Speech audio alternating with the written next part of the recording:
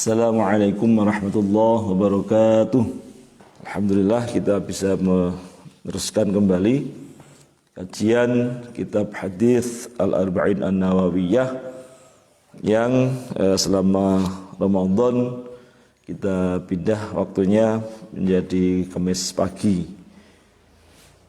Kemarin sampai pada hadis yang ke berapa? 13. Bismillahirrahmanirrahim. An Anas bin Malik qala Rasulullah SAW, la yu'minu ahadukum hatta yuhibba li akhihi ma yuhibbu li nafsihi. Kemarin sudah diterjemahkan, sudah dijelaskan sebagian. Salah seorang di antara kalian tidak beriman.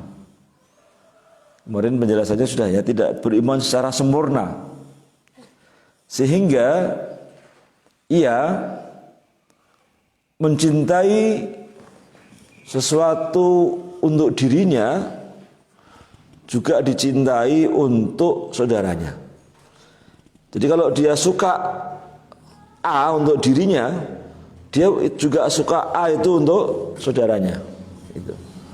Kemarin sudah, saudara ini luas, bahkan kalau secara universal ada namanya ukhuwah basyariah, yang itu berarti seluruh manusia walaupun tidak seiman, tidak seagama pun juga saudara ya. Jadi maka kalau kita menyukai bahwa kita ini termasuk orang Islam, kita juga suka bahwa saudara kita yang tidak Islam itu nantinya akan menjadi Islam juga.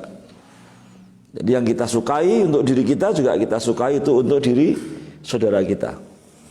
Nah, itu kemarin ya. Maka kemarin saya jelaskan kalau kita suka untuk diperlakukan dengan baik, dengan wajar, maka kita juga suka kalau teman kita diperlakukan dengan baik, dengan wajar. Saudara kita diperlakukan dengan baik. Berarti apa mafhum mukhalafahnya?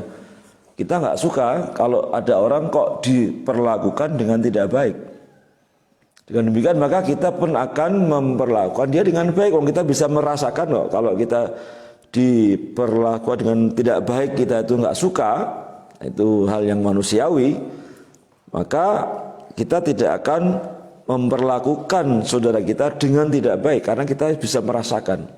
Maka muncullah empati, tinggal ngerasa, tepo seliro. Ini sedikit ya rangkuman dari pertemuan yang kemarin. Kemudian kalau kita tambahkan penjelasan di kitab ini, kitab Al-Majalis As-Saniyah halaman 38, tambihun ya, baris keberapa itu? 1, 2, 3, 4, 5, 6, 7 dari bawah. Labudda yakunal ma'na fima yubahu. Jadi hal yang kita cintai tadi, mencintai sesuatu itu adalah hal yang mubah, bukan menyangkut hal yang tidak mubah ya. Jadi pasti batasannya minimal yang mubah, yang hukumnya boleh. Wa illa faqad yakunu ghairuhu mamnu'an minhu. Ya kalau enggak nanti maka akan dilarang gitu. Jadi ya hal yang negatif ya tidak. Kita kalau misalnya suka dihormati dalam konteks yang negatif, merasa dirinya hebat, merasa dirinya itu harus dihormati, nah itu ya enggak boleh. Kalau melakukan hubungan dengan wajar, dengan mubah, nah itu minimal itu yang mubah. Itu yang dimaksud sesuatu yang kita cintai itu. Untuk diri kita juga kita cintai itu untuk diri saudara kita. I'lamu annal itsara amrun 'azimun madahallahu ta'ala ahlahu fi kitabihil karimi. Jadi kalau kita bisa merasa bahwa yang kita cintai untuk diri kita itu juga dicintai, kita senang kalau kita cintai kalau itu untuk saudara kita, maka lalu kita melakukan sesuatu yang namanya itsar. Tahu ya, itsar itu apa? Mendahulukan orang lain. Itu namanya itsar. Ya. Dan itu ada di Quran. Bismillahirrahmanirrahim. Wa yu'thiruna ala anfusihim walau kana bihim khassasah. Wa man yuqa shuha nafsuhu ya. Syuha wa may yuqa syuha nafsuhu apa nafsihi. Ayatnya kalau ini ayat Quran ya. Faulaika humul muflihun.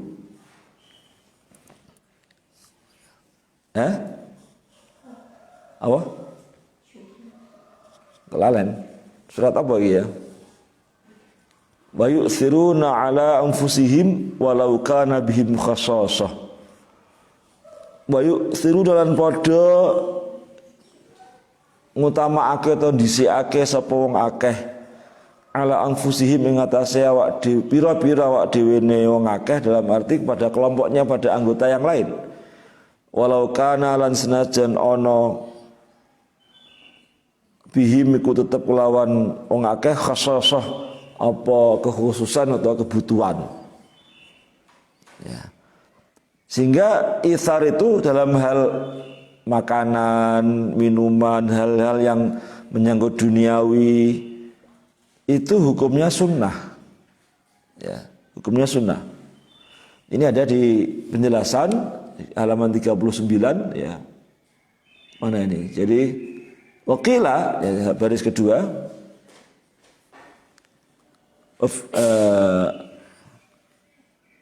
wakila innal ayata, ini soal sababun nuzul, sebab turunnya ayat ini, ayat wa yu'thiruna ala anfusihim walau kana bihim khassasah. Diterangkan di sini di baris kedua itu, innal ayata nazalat fi dhaifin adhafahu nabiyyu sallallahu alaihi wasallam. Pada satu saat Rasul itu menerima tamu. Kemudian fab'atsa ila baiti nisa'ihi. Rasul utusan seseorang sahabat untuk tanya kepada garwa beliau, pada istri beliau. Lalu ya nanya, maksudnya ini ada tamu. Rasul kedatangan tamu, ada tamu yang sowan. Kemudian ya namanya tamu itu kan disuguh gitu ya. Nah beliau mengutus sahabat untuk tanya kepada garwa beliau.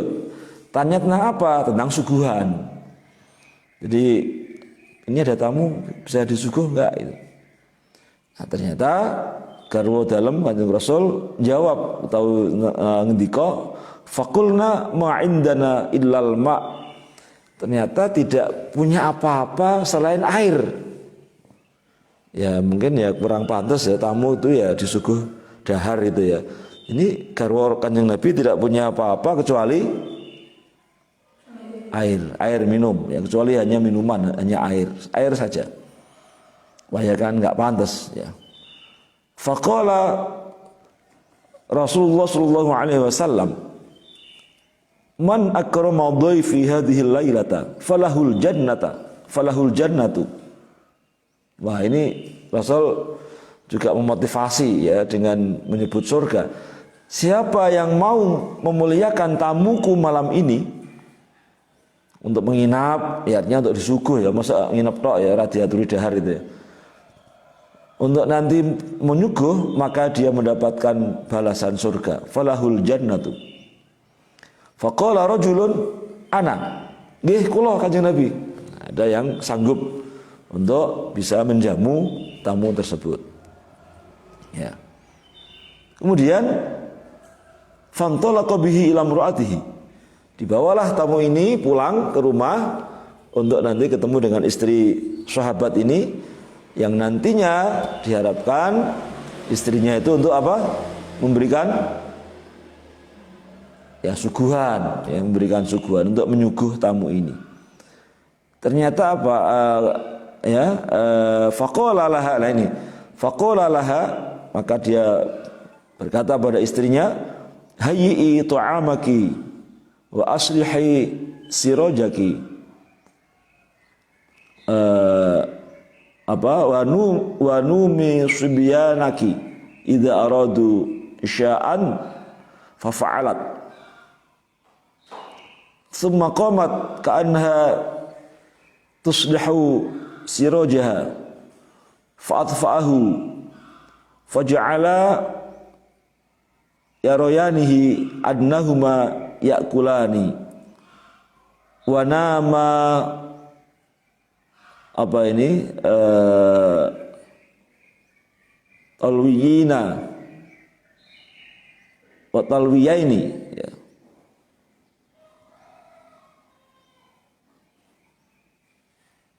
Tawiyaini. Jadi ternyata ini gini, ketika sahabat ini sampai rumah, beliau bisik-bisik dengan istrinya, ternyata makanannya hanya untuk satu orang, hanya satu porsi saja. Kan bingung terus kepiye. Padahal dia ini berdua dan punya anak juga. Nah, anaknya ada beberapa anak, padahal hanya ada satu makanan atau satu porsi, ya cukup banyak untuk satu orang. Terus gimana caranya ini? Nah, kemudian dia ngatur strategi dengan istrinya. Ya wis ngene wae. Wong gandeng iki cukup nggo wong siji. Ya wis kok disuguhke tamu iki. Nah terus piye anake? Ya anake ora mangan dhisik. Engko dineng-neng kondang turu engko ndak lali ora krasa nek urung maem. Ngene carane, iki kan masalahe mung sak porsi lah padahal nek disuguhke lak ketok terus piye engko carane? Ya wis ngene carane Dik ngomong karo bojone. Iki engko tokke maeman iki. Engko nek wis ning gone meh mendekati nggon maeman, nggon tempat makan kok lambune pateni ya pura-pura apa kesaro apa ke samblok apa piye. Biyen kan belum pakai listrik ya. Tenan dipraktekkan itu. Jadi begitu membawa makanan kemudian dimatikan lampunya pokoknya nggih kesaro apa kesamblok akhirnya lambune mati. Terus disuguhke monggo dipun dahar menika. Nah, tamunya makan tapi tamu mengira bahwa tuan rumah juga makan. Nah, ini dimaksudkan dimatikan itu supaya apa? Tamunya tidak melihat bahwa tuan rumahnya tidak makan. Apalagi dia nggak tahu kalau seluruh rumah tidak ada yang makan. Karena hanya cukup untuk satu orang. Nah, ini strategi yang diatur. Begitu rupa supaya tamunya ini dahar dengan nyaman. Tidak dengan beban, wah aku ora enak, aku madang kok sing di omah aku ora dahar. Enggak, jadi dibebaskan dari pikiran seperti itu, dipateni lampunya sehingga tamunya tidak melihat bahwa tuan rumah tidak makan, hanya dia saja yang makan. Ini strategi yang diatur sehingga ya tamunya makan dengan lahap, dengan nikmat, dengan tidak ada beban apa-apa, ya taunya yang punya rumah juga ikut makan. Nggak tahu kalau seisi rumah selain dia ya yang tuan rumahnya tidak ada yang makan, suami istri dan anak-anaknya. Kemudian ya tidur dengan baik lah. Pagi-pagi falamma asbaha ghada ila Rasulullah SAW. Ketika pagi hari keduanya sowan ke kanjeng Nabi. Ini sahabat ini kan tadi di kontrak, kontrak ya, artinya janjinya kan hanya untuk satu malam, untuk nyuguh tamu hanya satu malam. Nah, ternyata ketika begitu ketemu Rasul ini senyum pada sahabat ini. Senyum, artinya apa? Rasul sudah perso, Rasul itu segala sesuatu diperlihatkan oleh Allah, jadi beliau tahu apa yang terjadi di rumah itu. Kemudian faqala apa itu? Dhuhaka Allahu min sani'ikuma aw min fa'alikuma. Oh ini sahabat, ternyata sing mbok lakoni mau bengi karo bojomu kae iku Gusti Allah berkenan.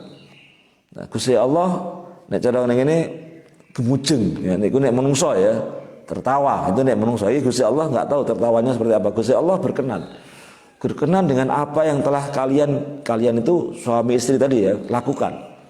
Dengan yang kalian lakukan Gusti Allah berkenan.